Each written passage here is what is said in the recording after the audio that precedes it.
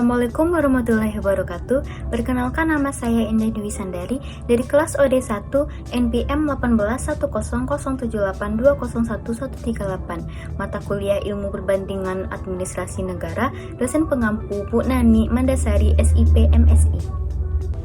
Baiklah, di sini saya akan menjelaskan perbandingan negara Indonesia dengan negara Australia. Yang pertama adalah sistem pemerintahan.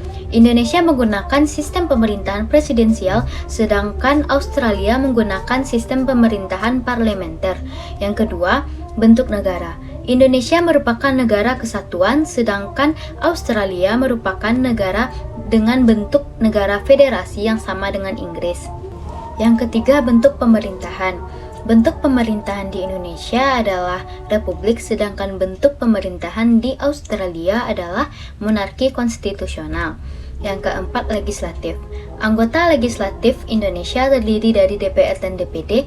Anggota dari DPR dan DPD dapat menjadi anggota MPR, sedangkan Parlemen Australia terdiri dari Gubernur Jenderal, Senat, dan Dewan Perwakilan. Yang kelima, eksekutif.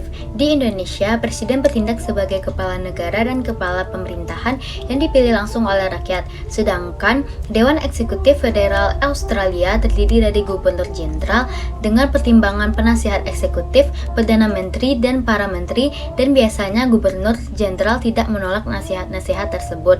Yang keenam, yudikatif.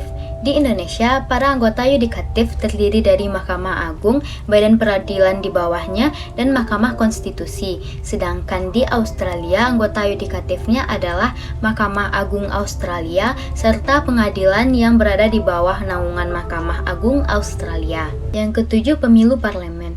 Pemilu para anggota parlemen di Indonesia dilaksanakan 5 tahun sekali, sedangkan di Australia pemilihan parlemen dilaksanakan setiap 3 tahun sekali. Sekian penjelasan saya tentang perbandingan sistem pemerintahan negara Indonesia dengan Australia. Dilanjutkan dengan sistem perbandingan pajak di Indonesia dan Australia. Yang pertama adalah struktur.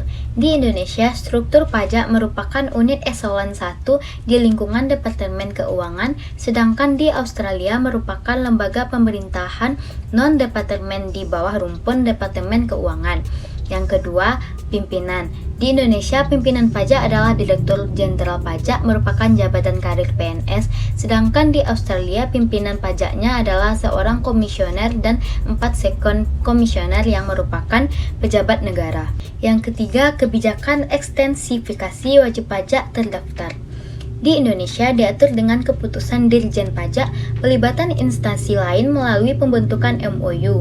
Sedangkan di Australia, pengadministrasian TVN diatur dengan 24 peraturan setingkat dengan undang-undang dengan melibatkan instansi secara aktif. Demikianlah penjelasan tentang perbandingan sistem pajak di Indonesia dan di Australia. Dilanjutkan dengan perbandingan pendidikan di negara Indonesia dengan negara Australia. Perbandingan pendidikan di negara Indonesia dengan negara Australia. Pertama, dilihat dari bobot dan tingkat kesulitan materi pelajaran. Standar pendidikan dasar di Indonesia jauh lebih tinggi. Jika di Indonesia, siswa-siswa kelas 2 SD sudah mendapatkan banyak pelajaran dan berbagai pekerjaan rumah, serta ulangan dan ujian, tetapi siswa setaraf kelas 1-2 SD di Australia belum diwajibkan untuk membaca. Pendidikan dasar di Australia ditekankan sebagai pondasi untuk belajar mengenal diri sendiri, lingkungan, serta pengembangan sikap atau karakter building. Yang kedua, dalam hal penilaian atau assessment. Berbeda dengan Indonesia yang mewajibkan siswa-siswa untuk menempuh ulangan-ulangan sebagai persyaratan untuk naik kelas, di Australia tidak ada siswa yang tidak naik kelas.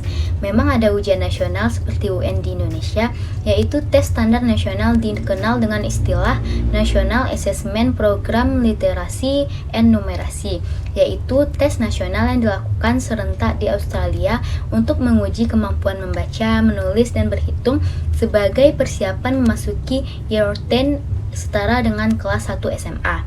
Walau standar pelajaran untuk pendidikan dasar di Indonesia tampak jauh lebih tinggi dibandingkan Australia, namun ketika memasuki tingkat perguruan tinggi, tampak negeri kita lebih tertinggal dibandingkan Australia. Selain disebabkan karena peralatan teknologi yang lebih canggih dan lengkap, fasilitas-fasilitas penelitian yang lebih memadai, juga faktor mahasiswa yang telah memiliki pengembangan karakter atau karakter building. yang kuat, fondasi sikap yang tertanam sejak dini di pendidikan dasar sangat mempengaruhi kesuksesan masa depan mereka, seperti kemandirian, jujur, kreatif, inovatif, serta berpikir kritis atau critical thinking. Ketiga, pemberian reward terhadap usaha siswa sangat dijunjung tinggi, baik dalam bentuk verbal maupun non-verbal, seperti ucapan pujian, well done, excellent, dan sebagainya. Hal yang istimewa lagi, pada School Awards juga ditulis hal-hal baik yang telah dilakukan anak-anak didik, seperti menolong teman yang jatuh, berani berbicara di depan kelas, jujur, empati, dan perilaku positif lainnya yang dilakukan siswa. Disinilah terlihat betapa pengembangan karakter atau karakter building dan kecerdasan emosi atau emotional equivalence yang sangat ditekankan dalam pendidikan dasar. Penghargaan dan feedback yang positif ini juga tertulis di dalam raport siswa. Jadi penilaian pada raport siswa di Australia adalah berbentuk narasi, bukan dalam bentuk angka-angka seperti di Indonesia. Yang keempat, tidak adanya pendidikan agama di Australia, tetapi di Indonesia ada. Sekian sedikit penjelasan saya tentang perbandingan pendidikan Indonesia dengan Australia. Demikianlah hasil penjelasan saya tentang perbandingan negara Indonesia dengan negara Australia, mulai dari sistem pemerintahan sampai ke pendidikan. Sekian dari saya, mohon maaf apabila ada kesalahan. Saya tutup dengan wassalamualaikum warahmatullahi wabarakatuh.